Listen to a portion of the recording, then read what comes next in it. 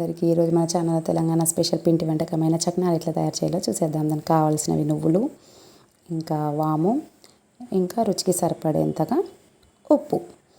ఈ చక్నాల పిండి కోసం ముందుగా బియ్యాన్ని ఒక 2 సార్లు వాష్ చేసుకొని ఒక 6 గంటల పాటు నానబెట్టుకొని ఆరిన బియ్యాన్ని ఒక పల్చని క్లాత్లోకి ట్రాన్స్ఫర్ చేసుకోవాలి. ఎందుకంటే అందులో ఎక్సెస్ వాటర్ అంతా కూడా బయటకు వచ్చేస్తుంది. ఆ తర్వాత ఆ రైస్ని పట్టించుకోవాలి. పట్టించుకున్న తర్వాత ఆ పిండిలో వాము, నువ్వులు, ఇంకా సాల్ట్, కొంచెం కొంచెం వాటర్ వేసుకుంటూ ముద్ద లేకుండా కలుపుకోవాలి. పిండి కన్సిస్టెంట్ అనేది మరీ గట్టిగా కాదు, మరీ పల్చగా కాకూడదు. ఎందుకంటే పర్ఫెక్ట్ కన్సిస్టెంట్ ఉంటేనే మనకు చుట్టూ ఎట్లా తిప్పితే అట్లా వస్తుంది, లేదంటే మధ్యలో విరిగిపోయే ఛాన్స్ ఉంటుంది.